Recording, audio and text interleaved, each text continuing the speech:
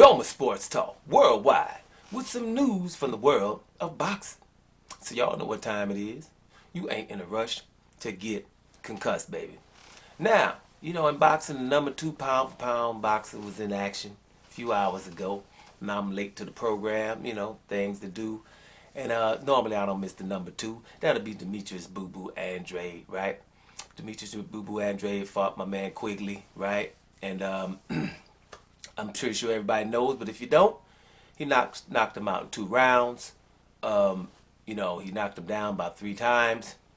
He had the nice left hands, the looping left hands around that guard, and it started slow in that first round because, he was just trying to figure out how to time him. Quigley looked in impeccable shape, actually.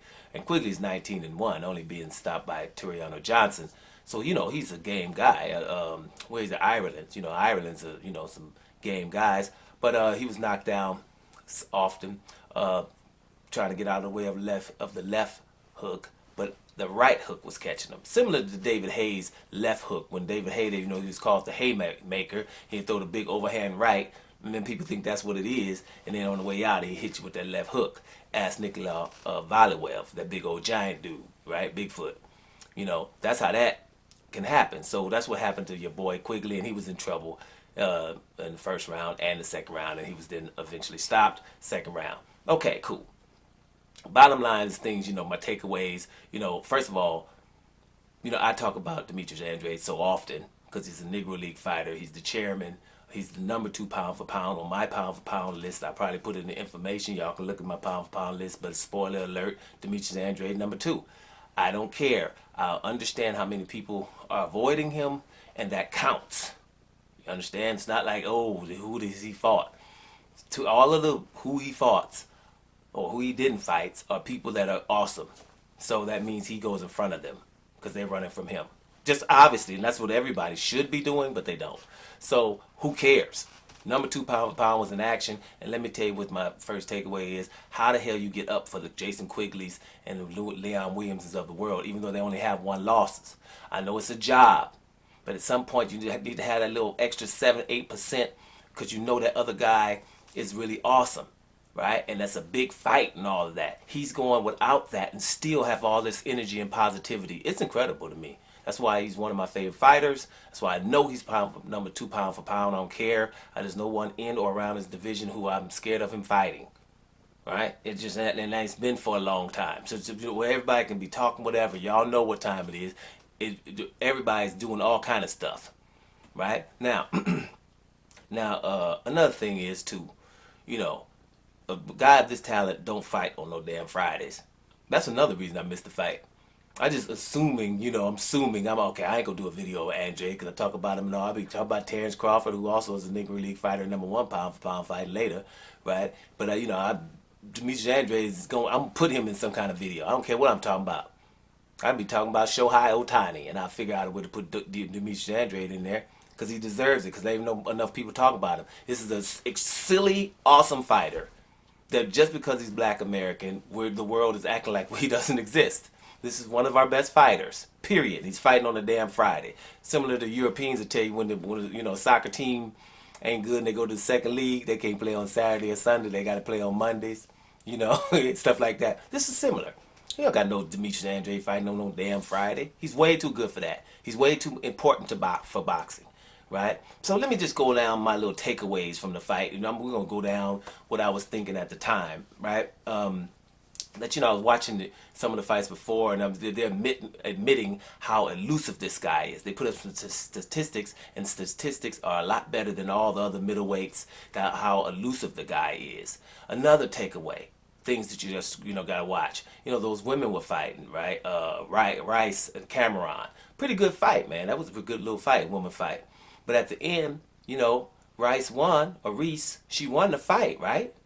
And then she, the girl who she was going to fight, Chantel Cameron or whatever, they let her get in the ring because it's an undisputed fight, right? Canelo, they didn't let Andre get in the ring to show everybody that it's going to be undisputed, right, for 160 pounds, did they?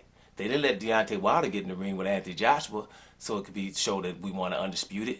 They kept them people out. Demetrius Andrade is banned from getting in the ring. Deontay Wilder was banned from getting in the ring, right? But they just want another undisputed fight. That's how they normally would roll, because that's what you want to hype the fight, right? So, and another good take, I was going down and finding out that Demetrius Andrade basically is woke as hell, and he's been getting on Chris Mannix, right? Which we're gonna get to a little bit later, but he's getting on Chris Mannix in the weekly things that be going on throughout the week, the fighter meetings and stuff like that. And I thought that was pretty cool. You know what I'm saying? That's what I thought was pretty cool. So, you know, the man is totally woke, and that just made my day. You know, and he's because you know, they always give you these things that the dude has to win. He has to win this fight, right? And be impressive and this and that. You know, and it's like, wait a minute, she's got to be spectacular. You know, it's like that's what they always keep telling these brothers. Devin Haney got to be spectacular against Linares, and Shakur Stevenson has to be spectacular, and they're winning by far. But then all of a sudden, if they're not knocking out, well, see, they're not knocking out, but Deontay Wilder was, that wasn't spectacular enough neither. So it doesn't really matter, right? Because then it's like, okay, well, he won't fight Demetrius Andrade because he didn't look spectacular, but he's going to fight Billy Joe Sanders, who ain't never looked spectacular. Billy Joe Sanders looked spectacular beating up David Lemieux. That's who he looked spectacular. And now Billy Joe looked good that night now. Okay, don't even try it, right? But other than that, Billy Joe had weak-ass fights, and we all know it. He got to fight. Yildirim ain't never looked spectacular. He looked spectacular getting knocked out from Chris Eubank Jr. I rewind that knockout a whole bunch of times. That was one of Chris Eubank Jr. because he knocked you out and stood up over him. Look at that knockout. Yildirim got knocked out by Chris Eubank Jr. That's his claim to fame. But, you know, there ain't nobody, you know, Turkish dude, but he only lost about 3 times. But he's got to fight. Stop acting like, you know, a brother got to be spectacular. Because more spectacular, you look, you know, the way, you ain't getting no damn fights. Right? So anyway, to the fight, you know, Demetrius Andrade was basically just waiting, biding his time so he can throw these hard punches, you know, which I don't really even like to see. Because it's basically telling you, hey man, your skills, we don't really, can you please leave your skills out and just come in here and fight easy so he can hit you a little bit, you know, stop being so elusive. I'm sick of that. No, that's a part of my game. I'm better than you. Figure that out, right? I don't like that. You know, that's not what's happening. But anyway, and so we knocks the guy out, and we on the zone. And of course, like clockwork, the first thing you're gonna hear is, you know, Charlo fight. That's the big fight. Him and Charlo to be the biggest fight in boxing. That's what Chris Mannix is going on about, right? Yeah, Charlo and you know, Andrade, you know, it's a damn good fight. But hell no to Andrade and Charlo. Hell no to Andrade and Charlo. Wasn't that about 2 or 3 years ago? I'm still saying the same thing. Not yet. We get one of these dudes. The Jaime Munguez, now you in there, because it was actually Canelo and Gennady Golovkin. And then we can let them brothers fight. For all of the marbles. Stop trying to let the marbles be on the outside and one of them is canceled out. Nah. And as a matter of fact, Charlo ain't even at the zone. Canelo and old boy is at the zone. Now we're going to just let Canelo, or he going up to cruiserweight to this. Man, you're supposed to be like, Canelo, stop going to cruiserweight. Here's a guy right here. He'll meet you at 168. Right? But Canelo got to hurry up and get out of 168. Because Demetrius Andrade can go up there, so can Charlo. But that ain't really what's going on. Benavidez and David Morrell is what's going on. See what I'm saying? Benavidez and David Morrell. David Morrell's so good that that's probably who they, hey, Demetrius, fight David Morrell. That's how they try to do. No. Get Canelo and Demetrius and your boy Golovkin first. And then we can start talking Charlo. Or if Jamal Charlo and your boy Demetrius Andrade fight, if it's for undisputed 160, then hell yeah. But not before. That's just my opinion, because I already know what time it is. Now, the post-fight. The post-fight, to me, was epic, and it made my night, because somebody had to just straight up say it on air and tell Chris Mannix to stop with the shenanigans.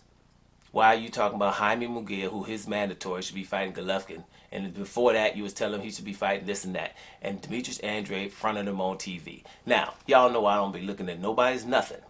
I ain't been on here. I don't know who said what, you know what I'm saying, and what the boxing news has said. Right, this is after the fight. So I don't really know what's going on, but I'm pretty sure people got a hold of that, and I'm pretty sure people know damn well that was epic, because that's what you got to do as a fighter, and stop acting like y'all are oblivious to what's really going on. You got to front the people that are standing in front of you, because they're the ones, soon as you leave, talking about some other fights. Right? He got on Chris Mannix to tell Chris Mannix straight up, you shouldn't be talking about Jaime Munguia.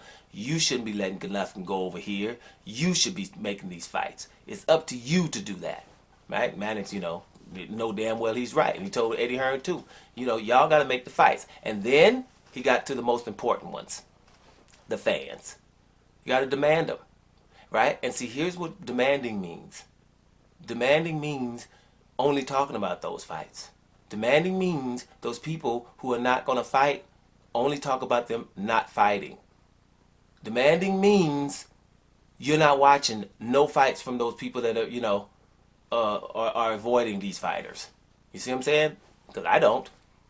Not on the fight night. Maybe the day after or something like that. Golovkin, and I used to like Golovkin. He about to fight Murata. He been waiting a year to fight Murata. I ain't watching that. Hell no, that's not significant. Murata, no, don't even try. You waited, you know, grazed over everybody. Could have been fighting just to fight Murata and waited and all that stuff. 12 months. That's not significant. And then I look in there and I see him in pound for pound. So that's not happening to me. You got to just basically stop watching him. You think you can watch Canelo Makabu, right? If Plant wasn't fighting in the last fight, I wasn't going to watch that. And really, I didn't, you know, it ain't going to happen because Canelo was in the fight. I know what Canelo's up to. You just got to stop watching him. That's all. That's what you're going to have to do.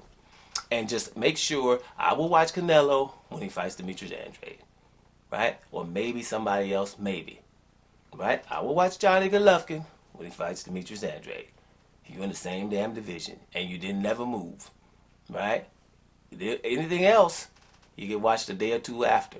I know I'm on YouTube, but y'all know I don't give a damn about none of that. It's about the truth. So at the end of the day, your boy, Demetrius Boom Boom Andrade, about to say Boom Boom, this ain't Ray, Demetrius Boo Boo Andrade is pound for pound number 2.